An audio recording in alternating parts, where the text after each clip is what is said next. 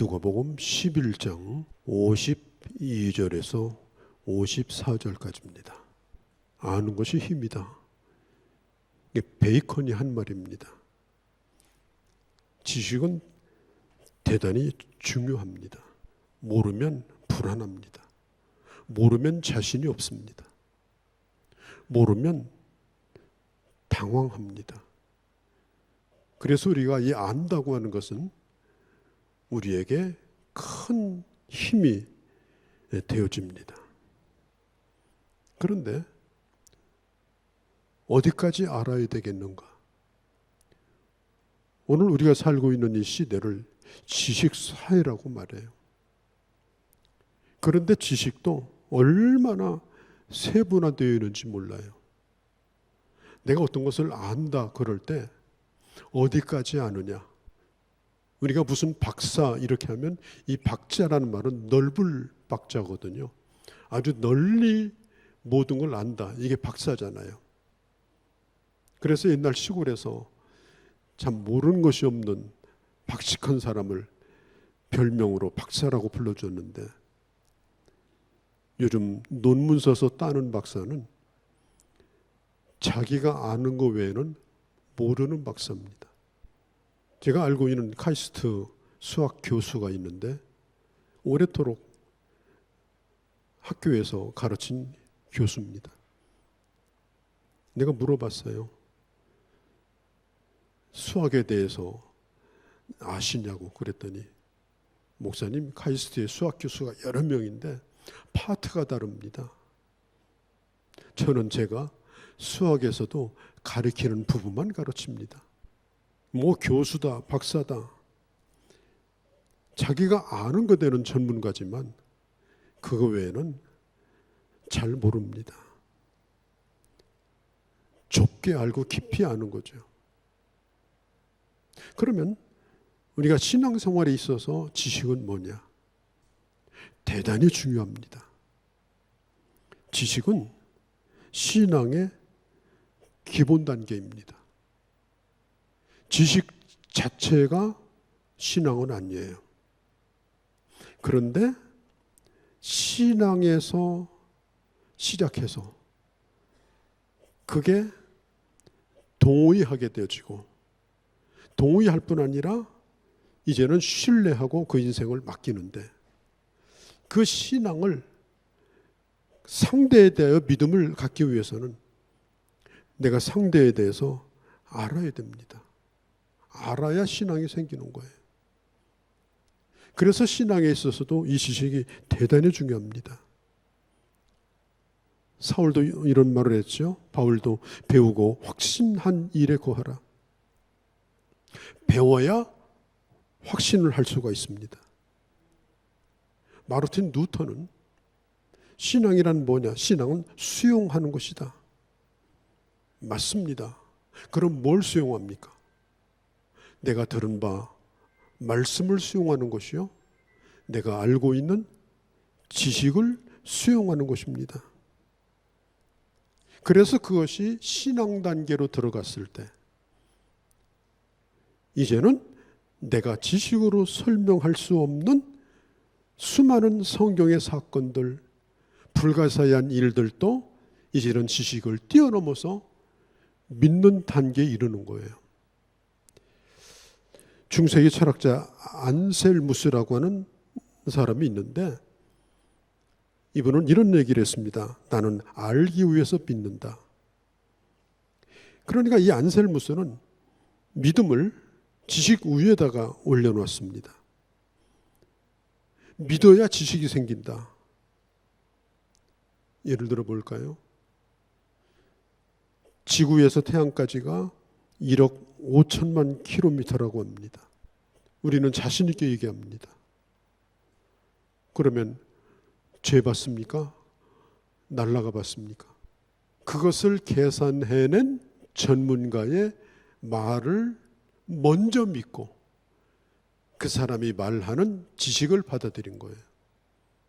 어떻게 보면 지식이 믿음 먼저인 것 같지만 가만히 따지고 보면 믿음이 먼저고 지식이 다음입니다. 우리가 어렸을 때에 부모의 말을 듣고 자라났습니다.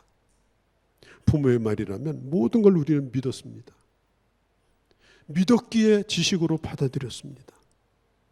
만일 부모를 못 믿는다면 어떻게 부모 말을 내가 지식으로 삼을 수가 있겠어요?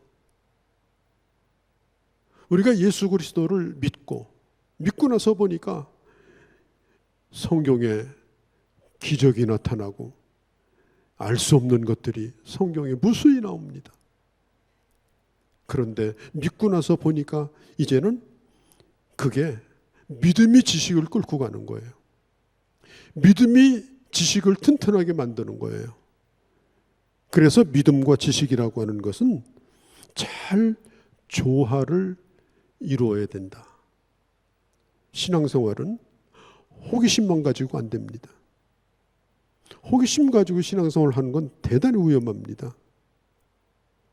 끊임없이 뭔가 연구하고 학문적으로 탐구하려고 하는 이런 사람은요, 죽을 때까지 성경 공부만 해요. 과정 하나 끝나면 목사님 다음 과정 뭔가요? 끝나면 다음 과정 뭔가요? 그래가지고 머리는 점점점 커져가지고 그냥 몸집은 작아. 왜? 행동을 안 하니까. 머리만 커져가지고 나중에는 머리에 눌려가지고 그 몸이 반신불수가 되어버리는. 말로는 좋지요. 나는 아주 아카데믹한 난 크리스찬이다. 나는 고상한 사람이다. 그렇게 말하지만 사실은 지식을 가지고 우리가 성경을 알아가고 지식을 가지고 기독교를 알아가는 것은 사실은 따지고 보면은 믿음이 없는 지식의 추구라고 하는 것은 아무런 의미가 없는 겁니다. 물론 도움은 돼요. 예를 들면 오늘 제가 누가복음 11장 말씀을 설교하고 있는데 만일 여러분들이 누가복음 8장, 9장, 10장, 11장, 12장의 말씀을 충분히 이해하고 있다면 아마 제가 지금 하는 얘기를 다른 사람보다 훨씬 더 깊이 쉽게 알아들을 거예요. 그러니까 모르면 이해를 잘 못합니다. 모르면 가르쳐줘도 그 이치를 깨닫지를 못합니다. 그래서 지식이 신앙생활에 정말 큰 도움이 됩니다. 이 지식에 대한 말씀이 고린도전서 이제 7장, 8장, 9장, 10장까지 연결이 됩니다. 우상의 제물에 대해서 이렇게 말합니다. 우상의 제물에 대하여 우리가 다 지식이 있는 줄을 아나 지식은 사람을 교만하게 하고 사랑은 덕을 세우느니라. 우리가 어떤 것을 가지고 지식으로 이해할 수가 있어요. 또 지식이 있기 때문에 내가 믿는 바를 더 확고부동하게 확신할 수가 있어요. 그러나 어떤 면에서는 지식이 그 사람을 매우 교만하게 만들어요. 오히려 그 지식 때문에 덕을 세우지 못합니다.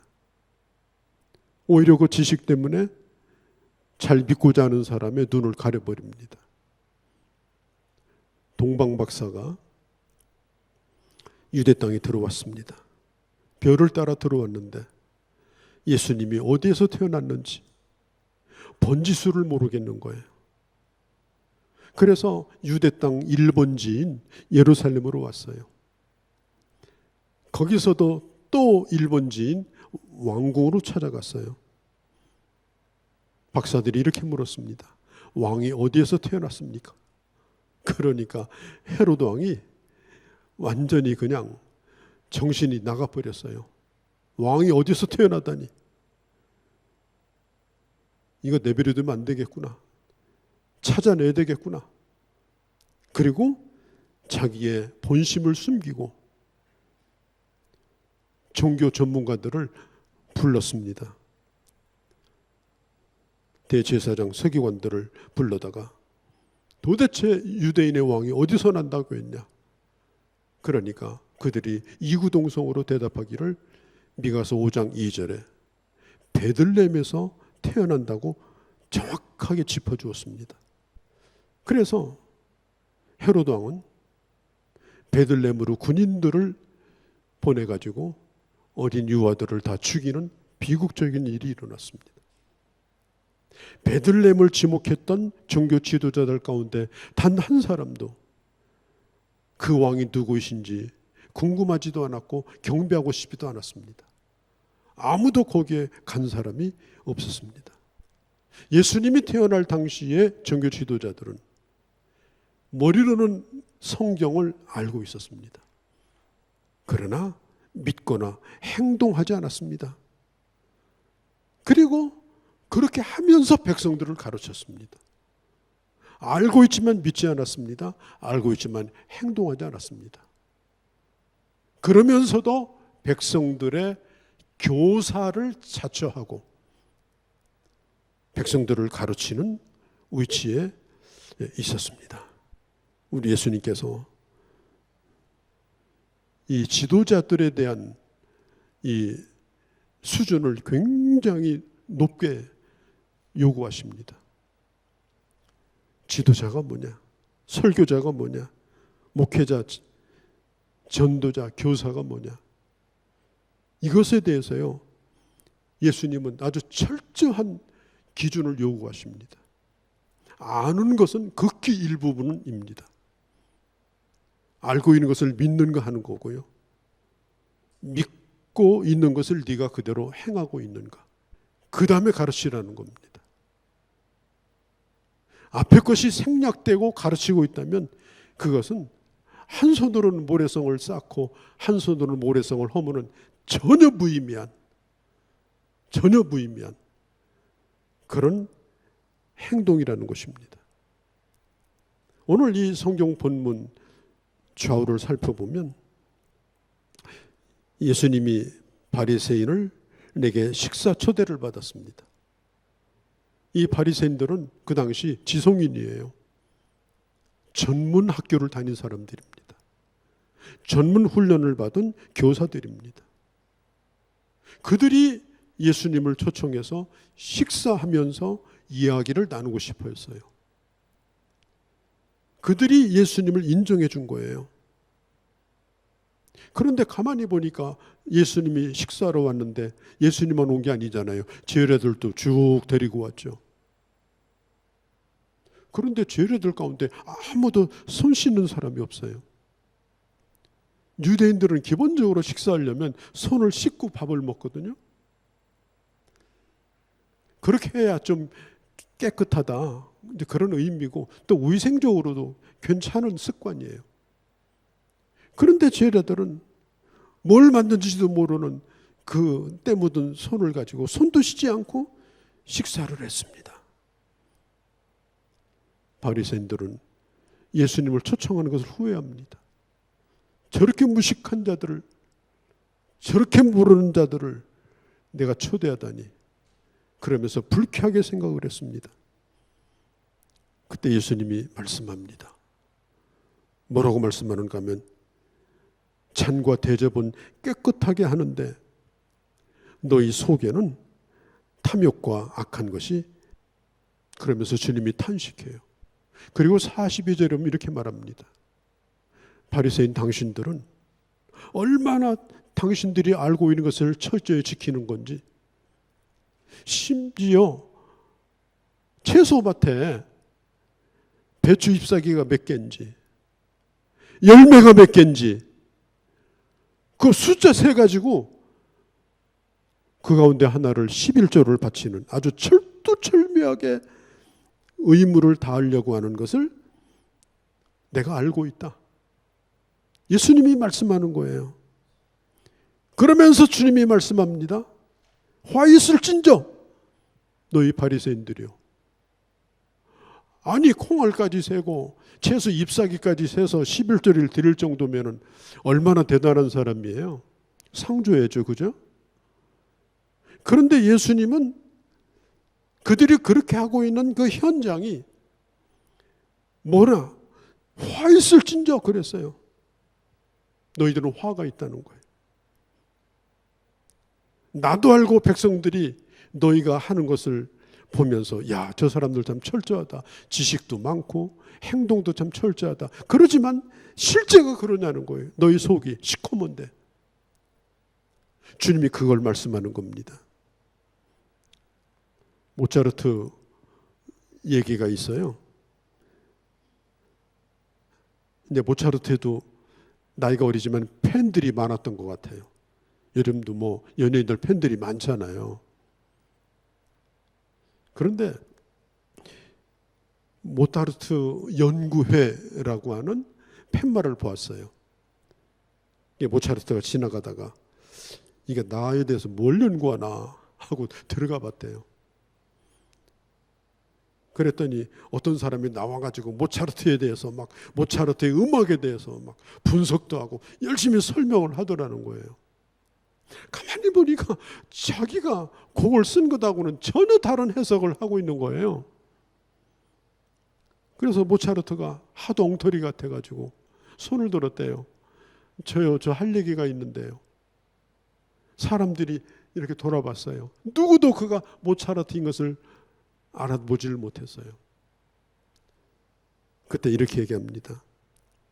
내가 알기로는 이 모차르트가 이 곡을 쓸 때 연애를 하다가 실연을 당해가지고 슬퍼서 쓴 곡이 아닙니다.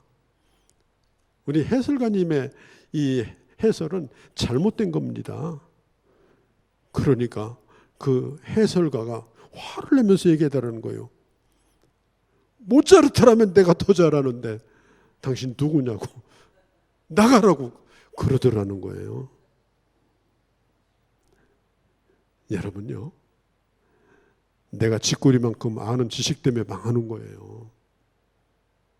내가 아는 게 전부라고 생각하는 그 교만이 자기만 망하는 것이 아니라 앞에서 가르치고 앉아 있는 거예요.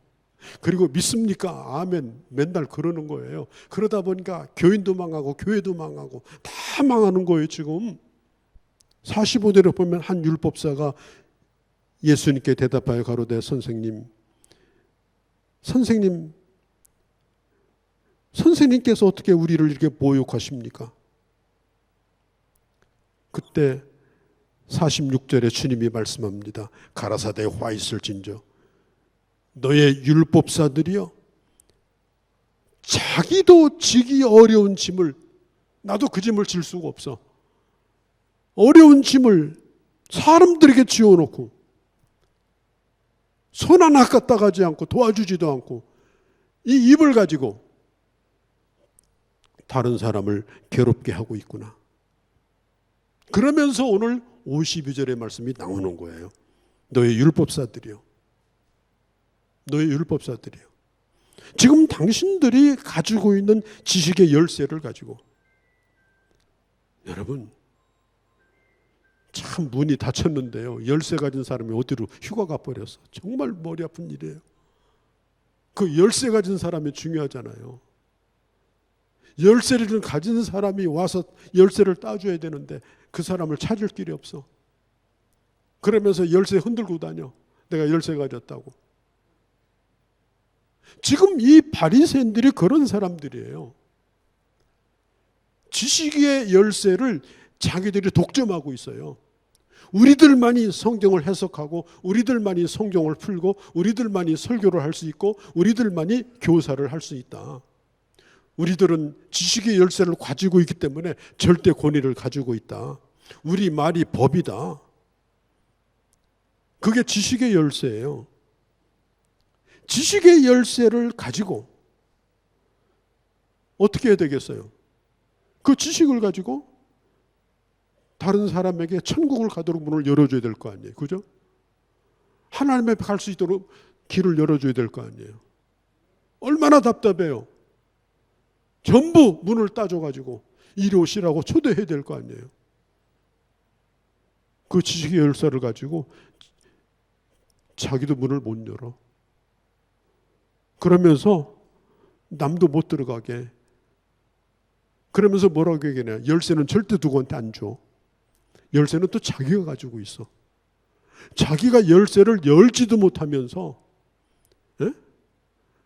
열쇠 뭉치를 가지고 있고 남한테 절대 주지도 않아 지식을 독점하고 있어요. 우리나라 로마 카톨릭 교회가 1960년까지 성경이 없었습니다. 그 전까지는 뭘 했냐? 신부가 나와가지고 라틴어로 이러면은 거기 나와 있는 교인들은 하얀 수건 뒤집어 쓰고 옳은 얘기 하시는가 보다. 그리고 맨날 여기다 점 찍고 이렇게 했어요. 그게 지식을 독점하는 거예요. 아무도 모르게 하고 혼자 자기도 모르고 남도 모르는 얘기를 하고 있는 거예요. 그럼 오늘 개신교는 어때요? 오늘 교회도 그럴 수 있는 거예요. 저는 설교자로 부름을 받은 사람입니다. 목사의 가장 큰 임무는 하나님의 말씀의 지식의 열쇠를 가진 겁니다. 그 책임이 얼마나 막중한지 모릅니다. 내가 이것을 가지고 나 혼자만 이것을 독점하고 나만이 최고의 권위다. 당신들은 내 말을 무조건 들어야 된다. 이렇게 하면서 만일 그 문을 나도 열지 못하고 다른 사람도 들어가지 못하게 한다면 이렇게 말하는 거예요. 문을 따면 열리는데 이 바리새인들이 뭐라고 하느냐? 허리춤에다가 열쇠는 걸어놓고 뭘 얘기합니까? 율법을 가르쳐요. 아니야, 열쇠 가지고 안 돼. 이것도 하고 저것도 해야 돼. 그러면서 율법을 딱 내놓는 거예요. 그 율법은 누구도 지킬 수 없는 율법이에요. 자기들은 최소 잎사귀까지 세면서 11조 낸다고 하지만 그것은 사람들이 보기에 그런 거지. 실제로 볼 때 그들은 자신들이 가르치고 있는 것을 자기들 스스로도 하지를 못했어요. 그러면서 백성들에게 하라고 말하는 거예요. 백성들은 도대체 하나님 믿는 것이 뭔지 알 수가 없어요. 갈수록 오리무정이고 갈수록 힘들고 갈수록 괴롭고 정말 예수 믿어서 자유함을 얻어야 되는데 예수 믿어서 내가 천국으로 가야 되는데 예수 믿어서 문이 열려져야 되는데 문은 안 열지고 문이 어디 있는지 알 수도 없고 끊임없이 이거 해라 저거 해라 끊임없이 짐을 짊어져 주면서 율법을 가르치는데 세상에 제일 어려운 게 예수 믿는 거고 복잡한 게 예수 믿는 거고 문도 없고 길도 없고 이렇게 가다 어디로 가는 건지 알 길도 없고 얼마든지 교회에서 그렇게 할 수가 있는 겁니다. 어떻게 보면 목사인 저도 지식의 열쇠를 가진 사람입니다. 저만 그렇습니까? 먼저 예수 믿은 사람이 다 똑같은 사람들입니다. 예수 믿은 사람은 가운데 먼저 예수 믿은 사람이 있고 나중에 믿은 사람이 있어요. 교회도 먼저 들어온 사람이 있고 나중에 들어온 사람이 있어요. 먼저 들어왔기 때문에 그래도 보고 들은 게 좀 있어가지고 구역장 노릇도 하고 교회 반사 노릇도 합니다. 지식의 열쇠를 가졌다고 교회에서 인정해줘가지고 그걸 가지고 백성들을 잘 인도하라고 하나님의 사람 되게 하라고 천국 가는 길로 복된 자의 길로 인도하라고 했더니 이 지식의 열쇠를 자기가 독점을 해버려요. 그런데 자기도 그렇게 결코 살지 않아요. 심지어 자기도 그렇게 믿지도 않아. 그러면서 얼마나 예수 믿는 것이 힘든 건지 예수 믿는 것이 편협한 건지 예수 믿는 것이 얼마나 소극적인 것인지 예수 믿는 것이 얼마나 재미없는 것인지 아주 몸소 보여줘. 구역장께서 교사께서. 그러다 보니까 예수 믿으려고 온 사람들 어떻게 돼요? 야, 그만 믿어야 되겠다. 저런 예수 난 믿고 싶지 않다. 저런 사람 저 얼굴 좀 봐라 얼굴. 내가 저 얼굴 될까 봐 나 겁난다. 그리고 교회 떠나가는 거예요. 여러분 지식이 중요하지만 지식을 열쇠를 가진 사람은 그 지식 가지고 사람을 변화시키는 게 아닙니다. 그 사람이 가지고 있는 지식이 능력을 발휘하고 그 사람이 가지고 있는 지식이 그 사람을 바르게 인도하려고 하면 그 사람 자체가 건강한 사람이 되어야 합니다. 내가 예수 믿는 것이 뭔지 잘 몰라도 내가 저 사람처럼 산다면 난 저렇게 살겠다. 내가 저 사람처럼 기뻐하면서 저렇게 감사하면서 저렇게 긍정적이면서 내일 죽어도 하나도 손해볼 것도 없는 사람처럼 저렇게 자유롭게 저렇게 사는 길이라면 나 이 세상의 모든 욕심 집착 다 버리고 나도 저 사람처럼 살고 싶다. 뭘 알아서가 아니라 그 사람을 보고 지식의 열쇠를 가진 사람을 보고 이제 가서 물어보는 거예요. 아무개 씨, 어떻게 해서 그렇게 예수 믿는 게 좋은 거예요? 어떻게 해서 당신은 그렇게 기뻐하며 살 수 있어요? 어떻게 하면 당신은 그렇게 내일 세상이 끝나도 아무 염려 없는 것처럼 그렇게 맡기고 살 수 있나요? 그때 드디어 지식의 열쇠를 꺼내는 거예요. 아무개 형제님, 자매님, 내가 이렇게 할 수 있는 것은 바로 내가 믿는 이 하나님의 말씀 때문입니다. 이 말씀이 나를 그렇게 인도하셨습니다. 그때 지식의 열쇠를 내놓는 겁니다. 그러면 그 사람이 어떻게 되겠어요? 그대로 무조건 받아들이는 거예요. 100% 예수 믿는 거예요. 누구에게 뭐 잘 가르쳐가지고 설득당해가지고 예수 믿을 사람 지상에 아무도 없어요. 얼마나 못났으면 설득당해서 예수 믿습니까? 기독교의 논리가 완벽합니까? 그렇지 않아요. 처녀가 아기를 낳고 말씀으로 천지를 창조하고 논리적입니까? 우리가 예수를 믿게 된 것은 어떤 사람을 보고 예수를 믿은 거예요, 사실은. 지식의 열쇠를 가진 그 사람이 아는 척하지 아니하고 교만하지 아니하고 삶을 통해서 내가 가진 지식을 내가 실천하면서 내가 가진 지식을 가지고 확신하고 내가 그 길을 그대로 걸어가는 걸 보고 옆에 있는 사람이 내게 끼어들기를 바라는 거예요. 나도 좀 그렇게 하고 싶다고. 그래서 우리도 예수 믿은 겁니다. 성경 공부하고 예수 믿은 사람 없어요. 지식의 열쇠를 가진 사람은 지식을 가지고 사람을 조종하든지 독점하든지 그렇게 하면 안 돼요.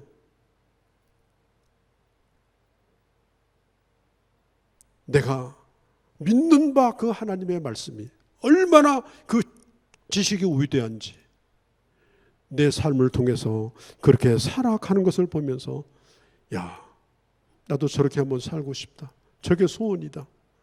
그래가지고 나중에 알고 보니까 그 사람에게 내가 복음을 듣게 되고 그 사람의 손에 들려져 있는 그 천국 열쇠가 있었던 거예요. 하늘을 여는 그 문을 열쇠가 그에게 있었던 거예요. 그러면 100% 그 사람이 예수 믿는 거예요. 저도 그렇고 여러분도 그렇고 하루라도 먼저 다른 사람보다 예수 믿었다면 교회에서 어떤 직책이건 간에 다른 사람에게 권면할 수 있는 위치에 있는 여러분들이라면 여러분들도 전부 지식의 열쇠를 가지고 있는 사람들이에요. 그러니 이게 얼마나 중요한 겁니까? 세상에서 스승을 잘 만나는 것도 복 아닙니까? 초중고등학교 때 좋은 선생 만나면 그 좋은 선생 때문에 공부를 열심히 하게 돼요. 나쁜 선생 만나면 공부가 다 싫어져가지고 결국은 공부하고 등지고 살게 돼요. 그 선생이 지식을 가르쳐서 선생으로 부르는 것이 아니라 그 선생을 보고 공부를 열심히 하는 거예요. 그 선생을 보고 그 과목을 좋아하는 거예요. 학교 선생도 지식의 열쇠를 가지고 학생들을 인도하는 게 아니에요. 무엇보다도 하나님의 교회에서 하나님의 나라에서 이 지식의 열쇠를 가진 사람들은 특별히 이 교육자들, 교사들, 구역장들 이걸 가지고 율법교사 노릇을 하고요. 이걸 가지고 지식 자랑을 하고요. 자기도 분명히 행하지 않고 한 손으로는 부지런히 세우는데 한 손으로는 허물면서 그렇게 세월을 보낸다면 교회 찾아 나온 사람들이 어디로 가겠습니까? 다 주님 못 만나고 방황하게 되는 거예요. 그래서 저도 중요하고 여러분도 정말 중요한 겁니다. 당시 종교계를 이끌던 사람들이 제사장과 바리새인 서기관들인데 예수님께서 화 있을진저, 상을 받으라가 아니라 화 있을진저, 지식을 독점하는 사람들, 지식을 가지고 기득권 자랑하는 사람들, 알아야 될 복음은 알지 못하고 또 복음적 삶도 살지 않으면서 자꾸 앞에 나서는 사람들, 거기다가 교만하기까지 하고 그야말로 대답이 참 없는 사람들입니다. 해답이 없어요. 저도 그렇고 여러분도 그렇고 이제는 그 길에서 벗어나야 됩니다. 사는 길을 가르쳐 줘야 돼요. 바른 길로 인도해야 돼요. 어떤 노인 뱃사공이 있었는데 철학자가 하나 탔어요. 타자마자 철학자가 물어보는 거예요. 인생은 뭡니까? 이 뱃사공이 뭘 알아요? 몰라요. 아, 인생을 헛살았군요. 수없이 질문을 던지는데 아는 게 하나도 없어. 그 말 끝마다 이 철학자가 인생을 헛살았군요. 아이 평생 노만 졌는데 뭘 배울 기회가 있어야지. 그러다가 갑자기 풍랑이 쳤습니다. 배가 막 기울어 갑니다. 노인은 그런 일이 일상사입니다. 그런데 철학자가 아우성을 칩니다. 살려달라고. 살려달라고. 구명조끼도 안 입었어요. 그때 노인이 이렇게 물었답니다. 선생님, 수영할 줄 아십니까? 그러니까 모른다고. 그때 노인이 이렇게 얘기했대요. 인생을 헛살았군요. 꼭 살아야 되는데, 꼭 구원받아야 되는데 모든 걸 다 알고 있어도 정말 알아야 될 지식이 없어. 복음이 없어. 열쇠꾸러미만 들고 다니지 그분을 자기도 못 따고 남도 못 따게 만들고 문 앞에 와글와글 모여 있는데 날마다 그냥 복원체조 반복해서 그냥 땀 뻘뻘 흘리게 그것만 하고 있는 거예요. 세상에 이런 안타까운 일이 어디 있는 거예요? 우리 주님이 보시니까 정말 너무 한탄스러운 거예요. 저도 설교자로 부름을 받은 거 무거운 짐을 느낍니다.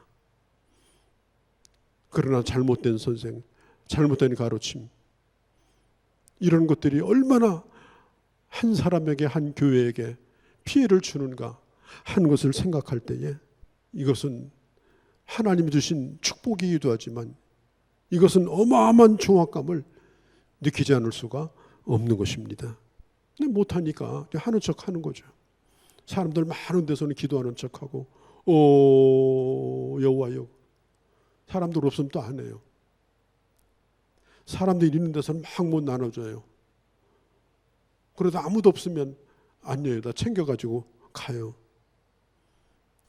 그냥 쇼를 하는 거예요. 그렇게 사람들 보이기 위해서. 신앙생활도 마찬가지예요. 하나님과 내 사이가 정말 밀접하면 사람들도 그걸 알아요. 야, 정말 저 사람 하나님과 친한 사람이구나. 하나님과 뗄래야 뗄 수 없는 사람이구나. 보면 아는 거예요. 불신자들도. 다 압니다. 그거. 하나님과 친하기 때문에 행복하다는 걸 아는 거예요. 하나님과 친하기 때문에 저렇게 안정감 있는 삶을 산다는 걸 아는 거예요. 쇼하는 거 그거 아무 능력 없습니다. 예? 종교생활하는 거 아무 능력 없어요. 그냥 문 닫아놓고 체조하고 앉아있는 거예요. 땀 흘렸다고 되는 일입니까? 자주 반복해서 잘한다고 되는 겁니까? 그리고 문도 안 따졌는데 앞에서 나 이것도 하고 저것도 지켰다고 말난다고 되는 겁니까? 관객이 없는 날은 불신자하고 똑같은 거예요. 다른 게 없습니다. 우리 주님이 말씀합니다. 이렇게 말씀해요. 내가 율법을 다 지키지 말고 하나님을 내 모든 걸 다해서 사랑해라. 뭘 다 지켜서 구원받으려고 하지 말고 내 이웃을 내 몸처럼 사랑해라. 예수님의 말씀은요, 하나도 복잡하지 않아요. 들어보면 너무나 간단해요. 우리도 할 수 있어요. 예수님께서 말씀했어요. 수고하고 복은 짐진 자들아, 내게로 오라. 내가 너희를 쉬게 할 것이다. 내가 너에게 지어주는 봉에는 어려운 게 아니다. 나하고 한번 지어보자. 너무 편하고 좋다. 주님이 먼저 그 본을 보여주면서 나를 따라오라고 하니까 하나도 어렵지 않은 거예요. 그게 십자가 지는 것도 어렵지 않아요. 지식의 열쇠를 가진 사람은 그 지식의 열쇠를 가지고 자기 인생의 문제도 풀어가고 고난 속에서도 모범이 되고 아무리 비바람 풍파가 몰아쳐도 흔들리지 않고 삶 가운데서 구체적으로 실천하고 하나님이 주시는 평강을 누리고 예배자들 가운데가 아니라 1대1로 만나보면 더 예수 믿는 사람 같은 거, 예배자들 가운데 예수를 잘 믿는 것 같은 것이 아니라 1대1로 만나보면 진짜로 예수 잘 믿는 사람이라는 거, 그게 증명되어야지. 개인적으로 만나보니까 형편없어. 사람이 영 아니야. 이러면요, 그 사람이 가지고 있는 지식은 아무것도 아닌 거예요. 오늘 성경은 말합니다. 지식의 열쇠를 가진 자들이요. 우리가 예수 믿게 된 것이 신실한 크리스찬을 만나고서야 믿게 됐습니다. 우리가 감동을 받게 된 것도 훌륭한 설교가 아니었습니다. 예수를 잘 믿는 사람을 보고 하나님과 너무너무너무 친한 사람을 보면서 나도 그 하나님 믿고 싶어서 그런 감동 때문에 우리도 주님을 알게 됐습니다. 내가 만났던 괜찮은 그 사람 하나 때문에 내 삶이 변화되었습니다. 많은 사람이 아니라 내가 살면서 그런 사람을 만나서 내가 크리스찬이 되는 거예요. 그러면 나는 어떤 사람이 되어야 하는가? 예수 믿는 것이 너무나 좋아서 내게 찾아온 사람에게 사실은 내가 가지고 있는 이 복음을 전할 수 있는 것. 우리가 흔히 말하는 걸 오피니언 리더라는 말을 합니다. 오피니언 리더가 뭐예요? 어떤 집단이나 어떤 단체에서 여론을 만들고 선도하는 영향력을 가진 사람이 오피니언 리더예요. 여러분들이 사회 속에서도 그렇고 교회 안에서도 내가 가지고 있는 지식이 아니라 그 지식을 가지고 정말 하나님을 사랑하며 내 이웃을 사랑하며 믿음으로 살아가는 그 모습을 보면서 나를 따르는 사람에게도 내가 가지고 있는 지식이 나를 확신케 하는 것처럼 그 사람도 또 그렇게 만들어서 나를 따라오게 만드는 영적인 오피니언 리더로 여러분 살아갈 수 있는 그런 하나님의 사람들이 되어주시기를 바랍니다. 걸어가신 우리 아버지, 성경을 통달하고 성경을 한자 한자 베껴서 필사했던 서기관 바리새인, 그러나 그들은 주님으로부터 화 있을진저 자기도 못 들어가고 남도 못 들어가게 막고 열쇠는 들고 다니면서 써먹지도 않고 그런 답답한 모습을 보셨던 우리 주님, 주님이 오늘 나를 보실 때 어떻게 보실는지 이 시간 내 자신을 돌아봅니다. 내가 가지고 있는 이 영적 지식을 가지고 나도 그렇게 살고 이 지식의 열쇠를 가지고 확신 있는 길을 걸어가며 나를 따라오는 자들도 행복하게 예수 믿고 주님을 섬길 수 있는 그런 길로 인도하는 저희가 되게 하여 주시옵소서. 우리 주 예수님의 이름으로 기도하옵나이다. 아멘.